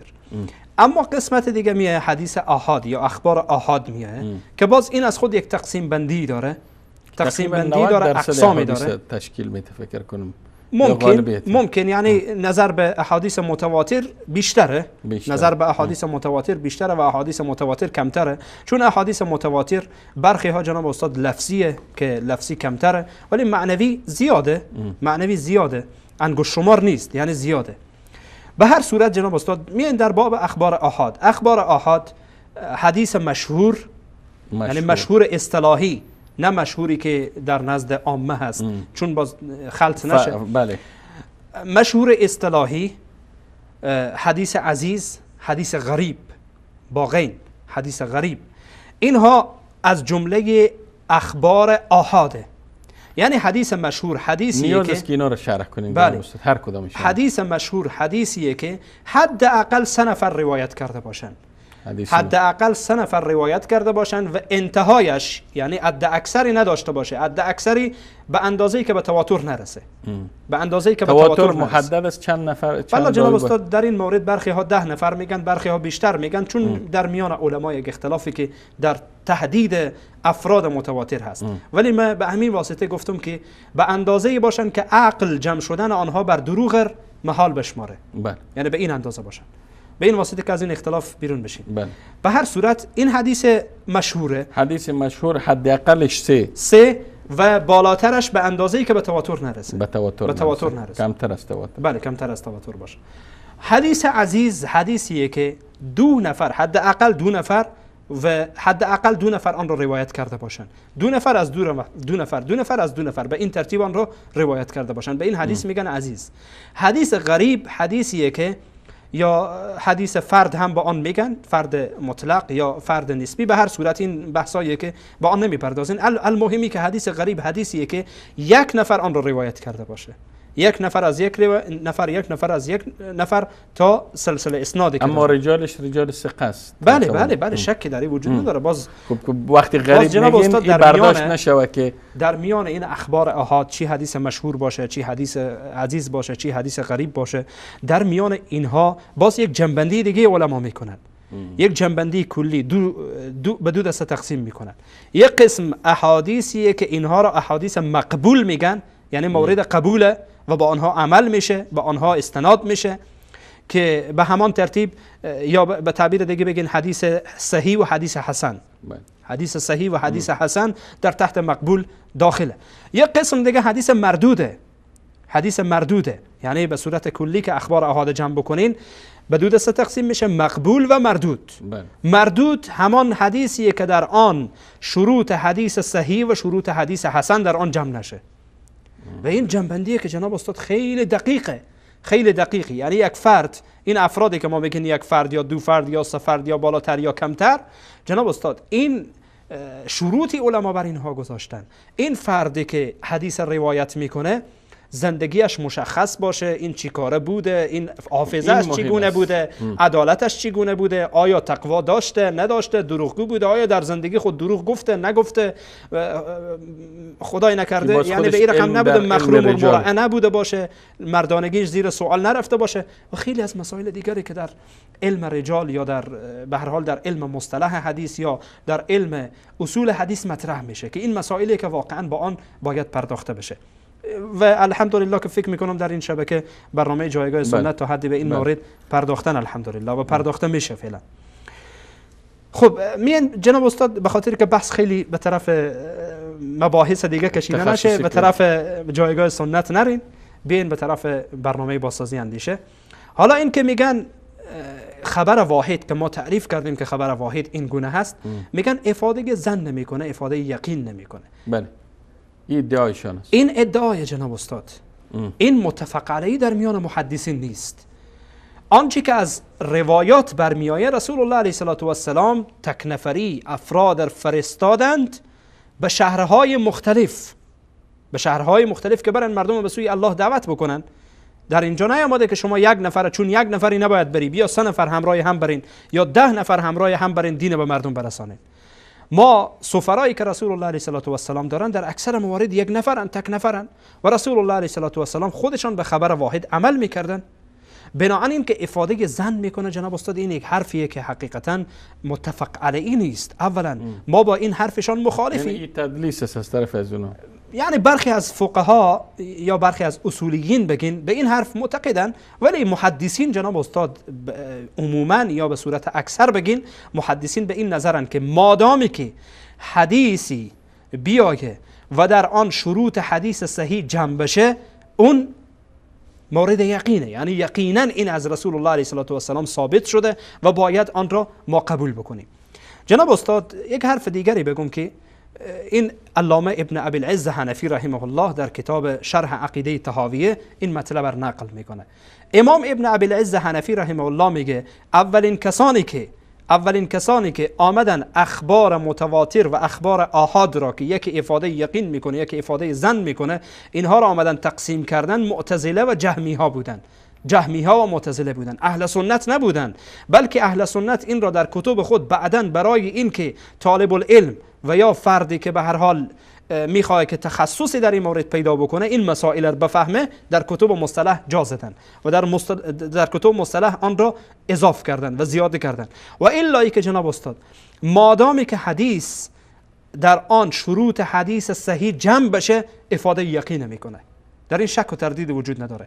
اما آنچه که در کلام برخی از ائمه آمده، در کلام برخی از علما آمده، علما بگم بهتره، برخی از علما آمده که یا برخی از اصولیین آمده که افاده ظن نمیکنه، منظورشان ظن غالبه. و باز خود ظن هم در قرآن کلمات معانی زیاد داره، جای یقین هم یقین هم آمده. مثلا الذين يظنون انهم ملاقو ربهم، بله الذين يظنون انهم ملاقو ربهم. حتی برخی از الذين يظنون انهم ملاقو الله، بله حتی برخی از مفسرین فکر میکنم که حضرت ابن عباس باشه رضی الله تعالی عنه، چند وقت پیش در یکی از تفاسیر خوانده بودم، فکر میکنم ابن عباس باشه ان شاء الله که ابن عباسه، میگه مادامی که در قرآن کریم کلمه ظن میایه و به الله نسبت داده میشه دقیقاً معنایش یقینه، دقیقاً معنایش یقینه. مثل این آیه که شما اشاره کردین الذين يظنون انهم ملاقو ربهم، آیا این میشه که ما بگین این کسانی که گمان میکنن؟ نه دیگه، کسانی که گمان میکنن این درست نمیشه. کسانی که یقین دارن که الله متعال سبحانه و تعالی به هر حال ملاقات میکنه. حالا جناب استاد ما بیاین که معنای ظن بیاین به هر حال به معنای گمان بگیرین. آنچه که در کلام برخی از اصولیین یا برخی از علما آمده منظور از ظن در اونجا ظن غالبه. حالا که ما گفتیم این را قبول نداریم که افاده ظن بکنه، بلکه افاده یقین میکنه، افاده یقین میکنه و علمش یک علم ضروری دارین جناب استاد، یک علم نظری دارین. علم نظری اینه که احتیاج داره. ما وقتی میگن که خبر واحد افاده علم میکنه، علم یقین علم میکنه، منظور ما علم نظری است، به خاطر که برخی از علما در این مورد تشریح میکنن ما یک علم ضروری داریم، یک علم نظری داره. علم ضروری نیاز به تحقیق و بررسی و به این نداره، تفحص نداره که ما موضوع مورد بررسی خودمان قرار بدیم. اما علم نظری نیاز به بررسی داره، متوجه شدید؟ بله. علم نظری نیاز به بررسی داره. حالا به هر حال جناب استاد، بدون شک و تردید خبر واحد، حدیث به صورت کلی بگین، حدیث مادامی که شروط حدیث صحیح در او جمع بشه، شروط حدیث صحیح در او جمع بشه که این یک بحث خودش یک بحث طولانیه، مادامی که جمع بشه افاده یقین میکنه و افاده علم میکنه. خب استاد گرامی تشکر میکنم و باز هم به اجازه شما و به اجازه بینندگان عزیز و گرامی میریم به سراغ یک میان برنامه و پس از این میان برنامه انشالله با ما باشید و همچنین متذکر میشم که پس از میان برنامه انشالله تلفن‌های برنامه زیرنویس میشه و شما میتونین سوالاتتان در رابطه به موضوع برنامه طرح بکنید.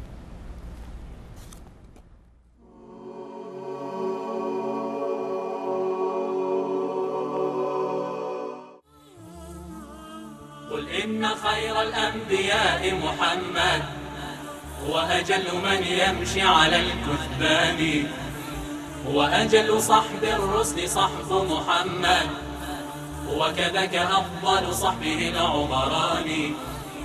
قل إن خير الأنبياء محمد وأجل من يمشي على الكثبان وأجل صحب الرسل صحب محمد وكذاك أفضل صحبه العمران.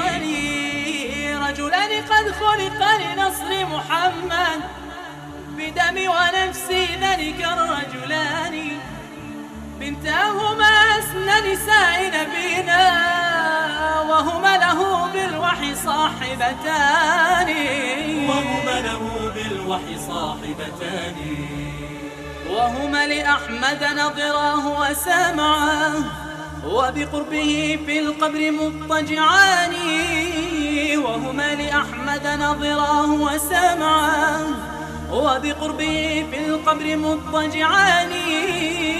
كان على الإسلام أشفق أهله وهما لدين محمد جبلان وهما لدين محمد جبلان. قل إن خير الأنبياء محمد وأجل من يمشي على الكثبان وأجل صحب الرسل صحب محمد وكذاك أفضل صحبه العمران. قل إن خير الأنبياء محمد وأجل من يمشي على الكثبان وأجل صحب الرسل صحب محمد وكذاك أفضل صحبه العمران.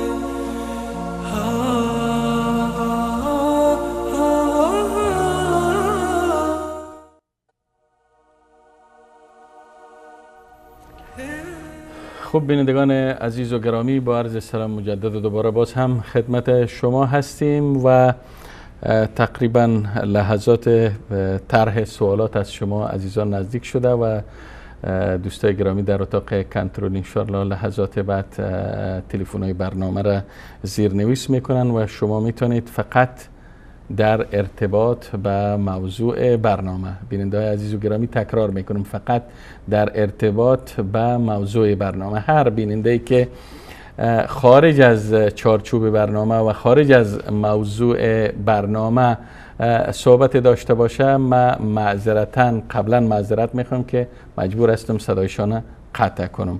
انشالله که پیام خدمت یکایک شما عزیزان رسیده باشه و از همین لحظه به بعد شما میتونین سوالایتان طرح کنین. اما تا حین برقراری تماس از سوی بیننده‌های عزیز و گرامی، ما یک شبهه دیگری که هم جناب استاد مدعیان اتباع قرآن مطرح میکنن او را میخوانم و نظر شما را میخوام.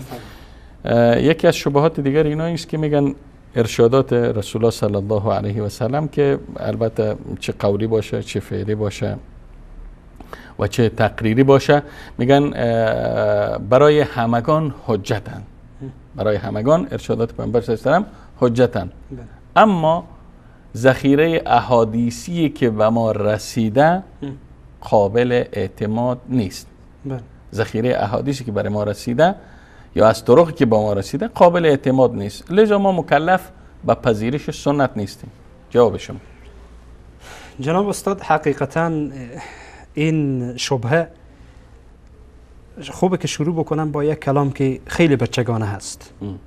به خاطر این بچگانه میگم که کسانی که اندک آشنایی با علم حدیث داشته باشند یا با مصطلح حدیث داشته باشند و به خصوص در علم رجال، خب مشکلی است که احیانا این سوال جناب استاد، این شبهات از طرف کسها یا افرادی که موظفن و مزدبگیر هستن از طرف از اونها مطرح میشه و باز برخی افرادی که از علم شرعی آگاهی ندارن اینها هم توتیوار عبارات تکرار میکنن. جناب استاد، ما در علم حدیث مادامی که یک حدیث به صحت میرسه یا یک حدیث صحیح گفته میشه مراحل بسیار مهم طی میکنه. شاید یک عالم و یک محدث یک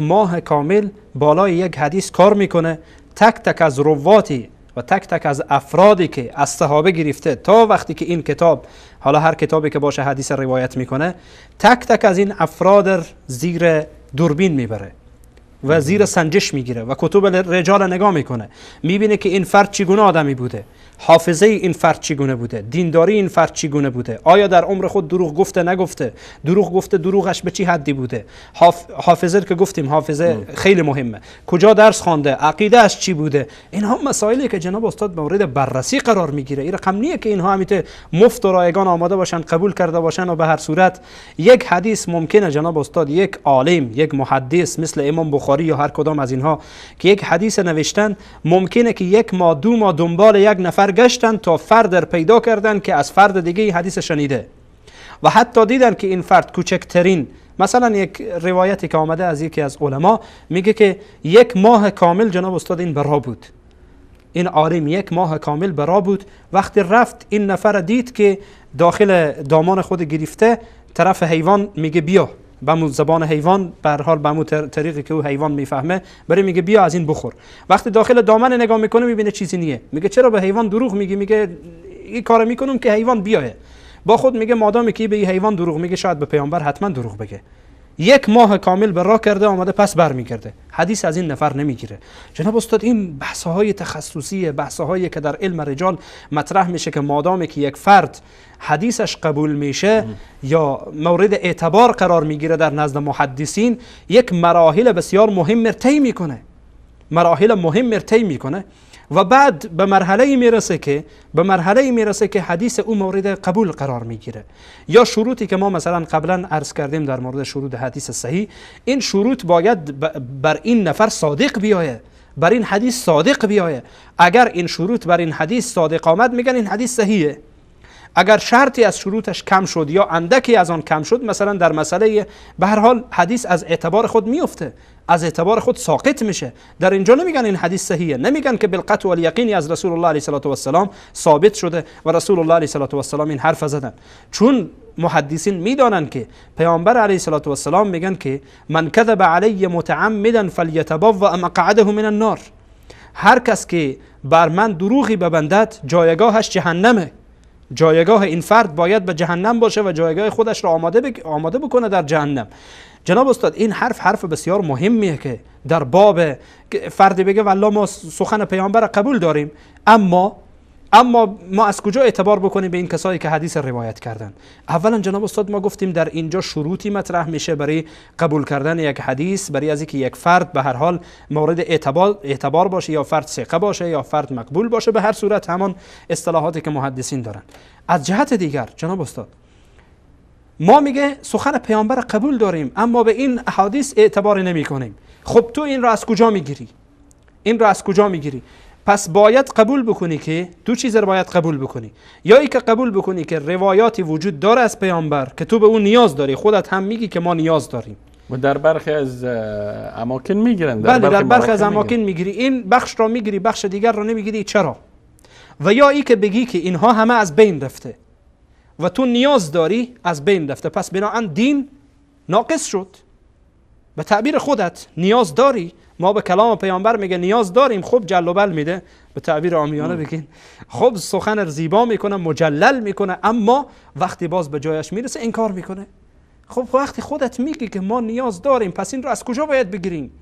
از یک جهت میگی نیاز داریم، از یک جهت رجال حدیثی مسلمان ها را زیر سوال میبری. و باز تو همین فردی که بر رجال حدیثی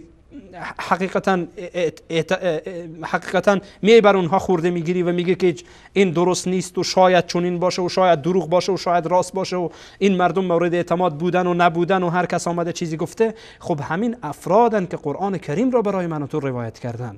پس در مورد قرآن کریم چی میگی؟ پس بیا بگو که قرآن هم درست نیست، نعوذ بالله.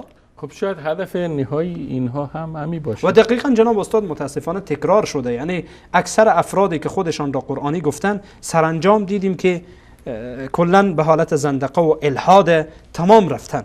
این یک تأسفیه که واقعاً در میان کسانی که خودشان را قرآنی میگن پیدا شده و ما دیدیم، شما هم به هر حال دیده باشین در زندگی، هر کدام از من و شما این افراد را دیدیم. از مرحله اول آمده یک حدیث رد کرده یا گفته که خبر واحد مورد اعتبار نیه، یا بعد آمده اخبار واحد یا اخبار احاد به صورت کلی رد کرده، بعد آمده به صورت کلی احادیث پیامبر رد کرده، بعد آمده اعتراض کرده بر برخی از آیات قرآن کریم، اعتراض کرده، خوردگیری کرده بر آیات قرآن کریم و آخر سرانجام به جای رسیده که گفته نه قرآن درسته و نه سنت و نه حدیث درسته، همه اینها دروغه، همه اینها نعوذ بالله عرب ها ساختن، همه اینها نعوذ بالله فلان کردن تا سرانجام از دین خودش را خارج کرده و این واقعا یک بدبختی جناب استاد. خب جناب استاد گرامی، باز هم سوال دیگری که من میخواستم او را مطرح کنم و خیلی ها مهم است، بر کسانی که در این افرادی که سنت به صورت کل منکر میشن چه حکم مترتب میشه از نگاه شرعی؟ چی میتونیم حکم کنیم؟ حالا برخی هست که اصلا سنت منکر میشن به صورت کلی. کسانی که جناب استاد به صورت کلی سنت را منکر میشن، علما بر تکفیر اینها فتوا دادند. علما گفتن کسانی که سنت را میان انکار میکنن اینها کافرن. بنا به چند دلیل. اولا از اینکه وقتی شخص میاد سنت را به صورت کلی رد میکنه، میگه اصلا سنتی وجود نداره، حقیقتا با قرآن کریم کافر میشه. با قرآن کریم کافر میشه به خاطر اینکه ما گفتیم آیات در قرآن کریم هست که دلالت صریح داره، دلالت واضح و آشکار داره. بر چی؟ بر این که سنت وحی از جانب الله سبحانه و تعالی، سنت از جانب الله متعال سبحانه و تعالی وحی و باید انسان آن را بگیره و پیامبر علیه الصلاه و السلام چیزی از پیش خود نمیگن. این دلیل اول جناب استاد که گفتیم دقیقاً یعنی رد بر آیات قرآن کریمه. خوبه که در اینجا جناب استاد کلامی از امام سیوطی رحمه الله نقل بکنم. امام سیوطی رحمه الله در سال 911 یعنی از علمای تقریبا میشه گفت تقریبا 600-700 سال پیش یا 500 سال پیش بودن. ایشان میگن که در کتابشان، کتابی دارن به نام مفتاح الجنه فی الاحتجاج بالسنه، میگه در اینجا امام سیوطی رحمه الله میگه در صفحه اولش میگه فاعلموا رحمكم الله، میگه بدانید الله به شما رحم بکنه، ان من انکر کون حدیث النبی صلی الله علیه و سلم قولا کان او فعلا بشرطه المعروف في الاصول حجة کفر و خرج عن دائره الاسلام. میگه کسی که بیایه انکار بکنه که احادیث پیامبر علیه الصلاه و السلام به همان شروطی که در اصول به آن گفته شده که حجت، یعنی حدیثی که به صحت برسه و بفهمه که این حدیث از رسول الله صلی الله علیه و سلم است، حدیث از پیامبر علیه الصلاه و السلام ثابت بشه. اما با آن هم با وجودی که حدیث از پیامبر علیه الصلاه و السلام ثابت شده، ای بیای چیکار بکنه؟ آن را انکار بکنه. میگه کفر و خرج عن دایره الاسلام، این فرد کافر شده و خارج شده از دایره اسلام. این قول کیه؟ قول امام سیوطی رحمه الله است. و بعد میگه که الله متعال سبحانه بره میگه امرای یهود و نصارا حشر بشه، امرای یهود و نصارا حشر میشه. این فردی که میاد سنت پیامبر علیه الصلاه و السلام به صورت اطلاق میگه که سنتی وجود نداره، یا میگه که این کلام رسول الله علیه الصلاه و السلام نیست، یا مسخره میکنه سنت پیامبر علیه الصلاه و السلام، اعتراض میکنه بر راویان حدیث، اعتراض میکنه بر سنت رسول الله علیه الصلاه و السلام که مبین و مفسر قرآن کریمه. یا مورد سوال قرار میده به خصوص روات حدیث از صحابه رضی الله تعالی عنهم مثل ابو هریره و عبدالله ابن عمر و اینا را. این یک مشکل جناب استاد، چنانچه امام ابو زرعه رحمه الله میگه، ابو زرعه رازی دمشقی رحمه الله میگه کسایی که بر صحابه اعتراض میکنن، میگه حقیقتا هدفشان زدن دینه، زدن اصول دینه، چون میگه اینها راویان دین ما هستند. این سخن امام ابو زرعه رازی است. بر مکثرین کسایی که حدیث زیاد روایت. جناب استاد وقتی میای ابو هریره زیر سوال میبره، وقتی میای عبدالله ابن عمر زیر سوال میبره، وقتی میای ام المؤمنین عایشه صدیقه زیر سوال میبره و بر اینها توهین میکنه، بر اینها تاخت و تاز میکنه، حقیقتا هدف دیگر جز زدن دین نداره. به خاطر اینکه اگر ما بیاین جناب استاد ابو هریره رو از دین بکشین، ابن عمر رضی الله تعالی عنهما رو از دین بکشین، ام المؤمنین عایشه صدیقه را از دین بکشین، چند نفر دیگه از صحابه را از دین بکشین، چی برای دین باقی میمانه؟ پس چی کسی این دین برای ما روایت کرده؟ چی کسی این دین برای ما رسانده؟ چی کسی این دین برای ما تشریح بکنه؟ اقوال و کردار پیامبر که الله میگه لقد کان لکم فی رسول الله اسوه حسنه، این رو کی برای ما تشریح بکنه؟ خب اینا میان استاد این سوال مطرح میکنن که آیا معقول است یک شخص، یک فرد با این تعداد از احادیث روایت کرده باشه؟ گاهی شبهه را مطرح میکنن و گاهی هم طوری که در برنامه قبل ما هم بارها تذکر دادیم میگن که حدیث بعد از یک قرن، 2 قرن یا 3 قرن آمد شد، جمع‌آوری شد و تدوین شد. جناب استاد بحث تدوین یک بحث جداییه، ما صحبت شد در بله. خوبه که کسایی که عربی میدانن کتابی برای عزیزان معرفی بکنم، کتابی به نام تدوین السنه. تدوین السنه از قرن اول تا قرن نهم، در اونجا به صورت تفصیل آمده در این مورد صحبت کرده. این کتاب امام یعنی یکی از اساتید ماست، استاد ماست، خداوند متعال رحمت بکنه، از دنیا رفته. کتاب نوشته به نام تدوین السنه و در این مفصل آمده تدوین سنت تشریح کرده و در اونجا این شخص بزرگوار امام زهرانی رحمه الله میگه فرق است در میان کتابت و در میان تدوین. ما در برنامه گذشته هم به این مورد اشاره کردیم جناب استاد. بعد از آن این چیز محال نیست. به عنوان مثال ابو هریره وقتی میایه که 5000 و اند حدیث، 5000 و تقریبا 373 حدیث یا کمتر یا بیشتر می روایت میکنه ابی هریره، ما افرادی داریم که بعد از ابی هریره آمده، مثلا امام بخاری میگه 300,000 حدیث میگه من حفظم، بین صحیح و بین ضعیف و موضوع. بعد 200,000 میگه ضعیف و 100,000. اگر از زمان امام بخاری رحمه الله بیایم پایین‌تر، در این زمان جناب استاد افرادی هستن، بنده خودم میشناسم، کسایی که حداقل کتب 6 را حفظن: بخاری، صحیح مسلم، سنن ابی داوود، سنن ترمذی، سنن ابن ماجه، سنن نسائی و سنن ابن ماجه. این 6 کتاب جناب استاد حفظن و حتی برخی دیگه از کتب را حفظن، مثل موطا امام مالک و مسند احمد، صحیح ابن خزیمه بگیم یا صحیح ابن این حبان کتب برخی ها جناب استاد همین امروز وجود دارن که این کتب حفظن. پس بنان این چیز عجیبی به نظر نمیرسه، چیز عجیبی نیه که والله ابی هریره 5000 حدیث، چون میخوان ذهن مغشوش بکنن. این مشکل در خودشان هست جناب مغشوش کردن این ذهن. مشکل در اینه که ذهنیت مسلمان ها نسبت به دینشان خراب بکنن و الا اینکه هدف دیگر جناب استاد نیست، هدف دیگری وجود نداره و الا که ما گفتیم این افراد یعنی چیز عجیب و غریبی نیست که امروز میبینین کسای. اگر اجازه بدین استاد در 10 دقیقه اخیر برنامه هستیم و تماس فکر کنم برقرار شده. اولین تماس میگیریم. السلام علیکم. سلام شب بخیر. بفرمایید بیننده گرامی، از کجا صحبت میکنین؟ خود معرفی بکنین. عبدالوایس محمد نایتم از ایران با تماس شده. بفرمایید بیننده گرامی، اگر در ارتباط به موضوع برنامه گفتنی دارین، صحبت دارین، سوال دارین. من درباره پدر حضرت پیامبر سوال دارم. خب این سوالتان شما میتونید بیننده گرامی بعدا در برنامه پرسش و پاسخ مطرح کنین، چون برنامه بازسازی اندیشه است و اگر در رابطه به موضوع صحبت دارین ما در خدمت هستیم. باش بعدا سلامت باشین. تشکر از شما. میرم سراغ بیننده بعدی. سلام علیکم. سلام علیکم. و علیکم السلام و رحمت الله و برکاته. بفرمایید بیننده گرامی، از کجا صحبت میکنید؟ زنده باشید استاد. از نصف جهان صحبت میکنم. بفرمایید. قاره اصفهان. بفرمایید برادر گرامی، در خدمت شما هستیم اگر در ارتباط با موضوع برنامه ان شاء الله باشه. استاد من 10 دقیقه بیننده برنامه شدم، دم راجع به حدیث صحبت میکنین. اگر بگید موضوع برنامه چیه؟ برادر گرامی اگر اجازه بدین، ما چون 10 دقیقه اخیری که شما دیدین فقط توضیح یک بخش از برنامه بود، یکی از محاور برنامه بود که در ارتباط به حدیث صحبت شد، اما در کل صحبت ما در رابطه به شبهاتی است که مدعیان اتباع قرآن مطرح میکنن. اگر در این رابطه گفتنی دارین ما در خدمت هستیم. بله، من اون چه که این را انگیزه شد که زنگ زدم، شنیدم استاد راجع به حدیث صحبت میکنن و اشکال میکنن بر کسانی که احادیث رو ایستیول برداشت کردن، بعضی احادیث رو تضعیف میکنن.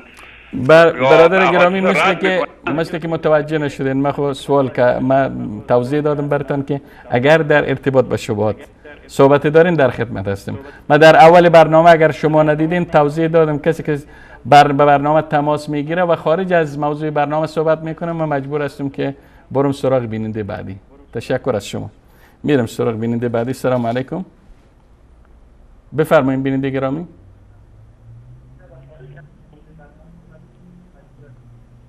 رساله حق. بله بفرمایید، خود معرفی بکنین، سوالتان مطرح کنین. بفرمایید. الو سلام علیکم. بفرمایید، صدای شما داره پخش میشه، از طریق گوشی تلفن با ما در ارتباط باشین. سلام عرض میکنم حضور شما و دوستانتون. و علیکم عرض برسانم که مذاهب چارگانه اهل سنت و جماعت که همه معتقدند که وحی جلی و وحی خفیه. مثلا وحی جلی هم قرآن کریم است که وحی خفیه هم که رسول کریم صلی الله علیه وسلم چی که فرموده قولی و یا فعلی اینه. بله. حالا اکثر علمای حنفی به این قائل هستند که پیامبر اسلام صلی الله علیه وسلم معصوم بود، چون که بیننده گرامی انشالله که سوال صحبتتان در ارتباط به موضوع برنامه باشه. که همه پیامبران شاملند. اولیاء هم که کسانی هستند که قصد گناه میکنند ولی محفوظند از طرف خداوند. خواستم دلیل شما از این جهت بفهمم. خب ما این سوال شما را انشالله به برنامه پرسش و پاسخ راجع می‌سازیم چون خارج از موضوع برنامه است. میریم سراغ بیننده بعدی. سلام علیکم. بفرمایید. بفرمایید. بیننده گرامی سلام علیکم. شما روی خط هستین. خب مثل که قطع شد و به همین قدر هم شاید اکتفا کنیم چون وقت برنامه هم کم مونده. جناب استاد فکر کنم اکثر بینندهایی که میخواستن صحبت کنن خارج از موضوع برنامه صحبت میکردن و ما بارها تذکر داده شد و باز هم تذکر میتیم که بیننده‌های گرامی توجه کنن وقتی برنامه را به صورت کامل میبینن یا لااقل نصف برنامه را میبینن صحبتشان در ارتباط به موضوع برنامه باشه، چون وقتی از موضوع خارج میشین هم وقت ما را میگیرین هم وقت سایر بیننده ها را. دیگه ما گرچه تلفن ها زیاد است، اگر استاد اجازه بدین یک تلفن دیگر هم بگیرم باز برمیگردم. بفرمایید بیننده گرامی. سلام علیکم. السلام علیکم استاد محترم. و علیکم السلام و رحمت الله. بفرمایید بیننده گرامی. استاد خیلی عزیز، برنامه‌تون مربوط به بازسازی اندیشه است، درست است؟ بله بفرمایید. خیلی برنامه خوب. خداوند شما را همیشه جور داشته باشه که آمین. همچنین شما را. مربوط به اندیشه ما مثلا بسیاری افغانان که در افغانستان فرق دارد، کسایی که در اروپا زندگی میکنن کلا اندیشه‌هاشون فرق میکنه، تفکر فکرشون کلا فرق میکنه. از این نگاهی که مثلا ما خود خدا رو شکر که تا تلویزیونی توحیدی داریم نگاه میکنیم، خود در اسلام میاد باز ما شما خیلی فرق ما یک پیشنهاد میکنم بفرمایید. این دنیای غرب یا کسایی که در ضد اسلام قرار دارن همه روزا اینطور میکنن، نظر داستان راست و دروغ برای ما مسلمان ها پیش میکنیم، ما نگاه میکنیم. همیشه روزگار ما فیلم و تلویزیون دیدن و روزنامه خواندن، همه تو مجادله و دیگه بگیرم. بله. پیشنهاد میرسه که ما که یکی بیشتر خوبتر که مردمایی هستی که مثلا مردمایی میشناسی که مثلا فیلم رو میکنه، کتاب مینویسه دیگه کم. پیشنهادی بود که همه کسایی که مثلا در نگاه اسلام از هم نگاه که اسلام در راه اسلام خدمت میکنن، یگانه که داستانات اسلامی تن فیلم جور کنن، از نگاه که مربوط به از اندیشه جور شرفتی تفکر همه چی جور میشن از نگاه فیلم. بله. ما کوتاه فیلم مثلا قسمت‌های یک ماه مثلا یک قسمت یک مثلا 7 قسمت همینطوری 3 ماه و 6 ماه از کم شروع کنه تلویزیون. این تفکر مسلمانان تفکر کسایی که مثلا دو باز تفکرن خیلی تاثیرگذار است. تشکر بیننده گرامی. ما می‌تونیم استفاده کنیم. تشکر ان شاء الله که ما سلامت باشین. سلامت باشین بیننده گرامی. خب برمیگردیم به استودیو. جناب استاد من دقیق نفهمیدم، فکر کنم گفتن برخی ها که علیه اسلام فعالیت دارن از طریق داستان ها و از طریق رمان ها و از طریق فیلم هایی که اینا می سازن میخوان تفکر و اندیشه جامعه اسلامی را مغشوش بسازن. ما هم به خاطر ای که بازسازی کنیم این فکره، تصحیح کنیم این فکره، معلومات و اطلاعات درست را برای جوان ها و خصوص برای کودک ها و اطفال بدیم، باید از طریق با استفاده از رسانه های جدید، از روش های جدید مثل فیلم استفاده کنیم که فکر کنم ارتباط میگیره به بحث ای که ما چقدر توانایی داریم، ما چقدر امکانات داریم، امکانات مادی، و فکر کنم پیشنهادشون پیشنهاد معقولی بود. جناب استاد حقیقتا برادر بزرگوار ما درد خوبی داشتن، واقعا یعنی نیاز داره که در این مورد کار بشه. بله. و یک موردی که حقیقتا بنده همیشه برای برخی از جوانها توصیه میکنم اینه که برخی از جوانها همیشه کوشش میکنن که تمام کارها رو ما اول کنن بر گردن ما. شما این کارو بکنید، شما اون کارو بکنید، شما اون کارو بکنید. خیلی خوب ما این کارو میکنیم، ولی تا حد توانمون، بیشتر از توانمون نمیتونین این کار انجام بدین. شمایی که این پیشنهاد میکنید، لااقل یک پیشنهاد کردن. بله. نه خیلی خوبه جناب استاد، این خیلی خوب. من میخوام یک توصیه بکنم، خدای نکرده کوبیدن برادر ما نیست. میخوام یک توصیه بکنم عموم جوان ها، کسایی که دسترسی دارن در این کارها، شما اگر برنامه میخواهید بیاید از ما بگیرید برنامه. ما به شما برنامه میدین، این زمینه رو آماده کنید، شما این کارو بکنید. بله. خب تمام کار که نمیشه برگردن. تشویق میکنیم که یک عده از جوانها با مراجعه با کتب صحیح و با روایات صحیح برخی از وقایع را به تصویر بکشند. این خیلی خوبه جناب استاد، به خاطر اینکه ما هرگاهی که خواسته باشیم با دشمن مبارزه بکنیم، خواسته باشیم که با افکار پوچ غربی ها مبارزه بکنیم، راه های مختلفی داره. اونها شبکه ساختن، برنامه ساختن بر علیه اسلام، ما هم شبکه ساختیم، برنامه ساختیم بر علیه اونها. جواب میدین برای از اونها، یا هجوم میکنین یا دفاع میکنین، حالت هجومی و حالت دفاعی. ولی یک راه دیگر کلیپ ساختن حرف خوبیه. این کلیپ ها فعلا تاثیر داره، پیشنهاد خوبی کردن برادر ما، ولی نیاز به این داره که جوان ها همه با هم بسیج بشن. تنها برگردن ما و برگردن شما و برگردن اینو نندازن. یعنی همه افراد جامعه در هر کجایی که هستن و در هر ماموریت یا شغلی که حضور دارن، هر کس به مقدار توانش به میزان استعدادش مسئولیت داره که در راستای دفاع از سنت پیامبر صلی الله علیه و آله گام برداره. خب جناب استاد گرامی، اگر خیلی کوتاه باز هم به گفتم حکم افرادی که منکر سنت میشن. شما افرادی که به صورت کلی منکر هستن بیان کردین، اما افرادی که به صورت جزئی برخی از احادیث پیامبر صلی الله علیه و جناب استاد سلم خیلی کوتاه چون وقت تمام اگر شد. معتقد باشه که این کلام پیامبر است، برایش ثابت بشه که کلام رسول الله است، با شروط برایش برسه، ولی انکار کنه، بدون شک این عملش عمل کفره. این عملش عمل کفره و دقیقاً برابر میشه با آیات قرآن کریم که الله میگه فلا و ربک لا یؤمنون حتی یحکموک فیما شجر بینهم ثم لا یجدوا فی انفسهم حرجا مما قضیت و یسلموا تسلیما. برایش ثابت بشه حدیث پیامبر هست، کلام پیامبر هست، اما انکار کنه، بدون شک این فرد خطر کفر در او، خطر کافر بودن یا کفر خب بدون شک هست در این تشکر جناب استاد فاتح گرامی که تقریبا 4 قسمت برنامه با ما در استودیو حضور داشتین و در رابطه با شبهاتی که منکرین سنت مطرح میکنن پاسخ دادین و دقیقا در 2 برنامه اخیر به شبهات کسانی که ادعای اتباع قرآن میکنن پاسخ دادین. امیدوار هستیم که برخی از این شبهاتی که در ذهن عده از بیننده ها و یا افراد جامعه اسلامی تداعی میکرد و خطور میکرد، این شبهات از ذهنشان برطرف شده باشه و قضیه برشان روشن شده باشه. تا برنامه دیگر و موضوع دیگر همه شما عزیزان را به پناه الله یکتای بی همتا می سپارم. خداوند یار نگهدارتان و السلام علیکم و رحمت الله تعالی و برکاته. جزاکم الله خیر. بارک الله فیک.